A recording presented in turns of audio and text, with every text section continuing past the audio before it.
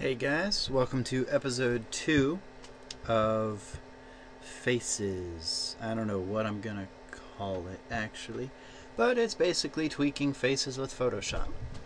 So there you have it. Okay, so in the first episode, we took care of her acne. This is the original picture, so it doesn't show what we did. I have another one, sort of the completed one of what we did with the last episode and what we're going to do with this one, but I'll show you all that at the end of the video. So what we have now is we're going to teach y'all how to change the actual shape of the face. So say you took a picture of someone with a rather big nose, a rather small nose, tiny mouth, or something like that. Just something you want to change on the face. But also, a little disclaimer, I'm not saying that this girl is ugly or anything. The person in this picture is very nice looking. I'm just using her to show you how to change things on a face. Okay, so don't go saying like, oh, he's a hater because he thinks we all need to get work done or anything like that. No, I'm just trying to show you how to use Photoshop. So what you're going to do, you're going to go into filters, and you want to use liquefy, which is down here in the distort section.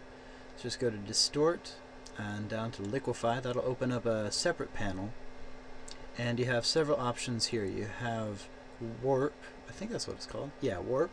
What that does is it grabs, when you click on something, it grabs that area and it drags it with you to wherever you go. And then we have I'm not going to spend much time on these. We have the turbulence tool. Sort of the same thing, except you don't know where it's going. It just sort of makes a wavy pattern. So yeah, turbulence. These just twirl right and left. That one's just the opposite way. Shrink and bulge. Those are two that we're going to be using today. Oh, pucker and bloat. I'm going to call them shrink and grow. Anyways. This one, not quite. Okay, so it just moves it over. This one makes a mirror of what you're dragging over. This one undoes whatever you do. So say you just did that, you made her eyes disappear. What you do, you come to this one, and you hold it down, and just drag it over everything you did. And eventually, it just takes it back to normal.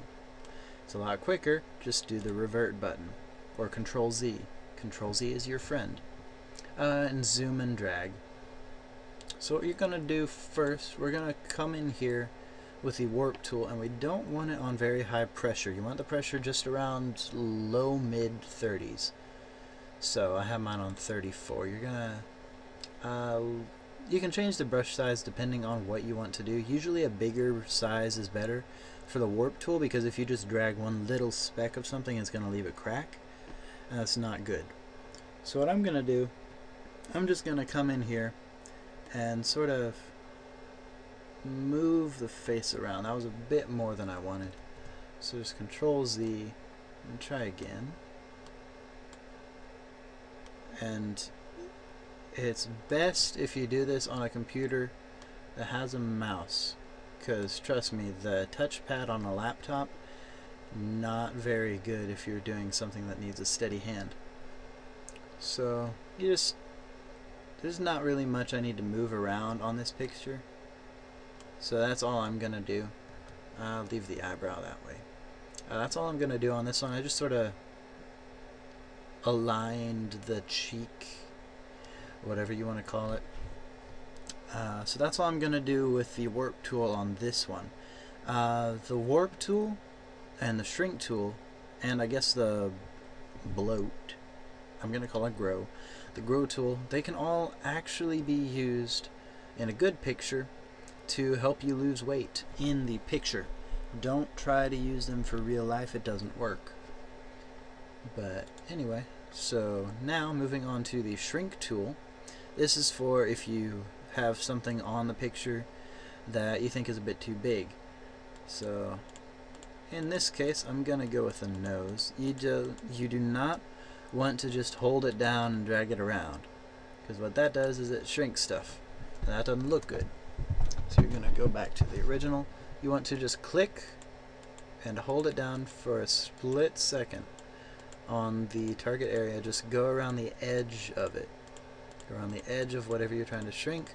Just get it down to the size that you want. Remember, it'll shrink on the middle of the circle. So take that into account when you're trying to shrink it.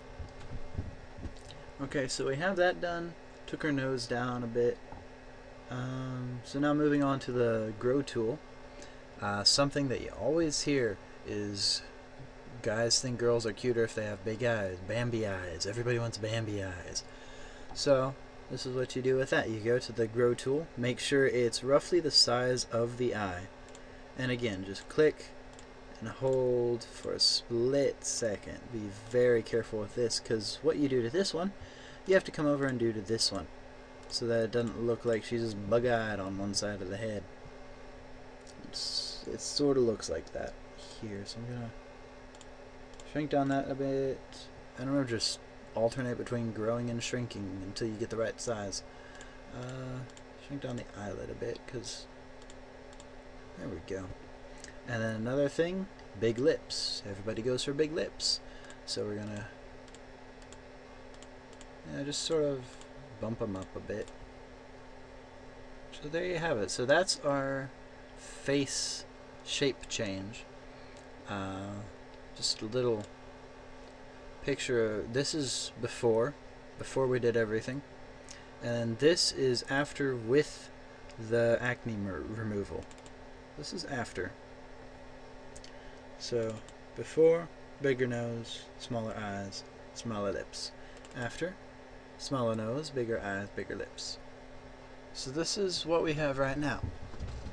In the next episode, I'm going to show you how to go in and change the eyes, make them more vibrant, make them pop more. We'll also work on the hair probably a little bit. So basically, it's turning into we're giving this girl a makeover via a computer. So yeah, be sure to tune in for the next one. And yeah, so I'll see you next time. Ciao.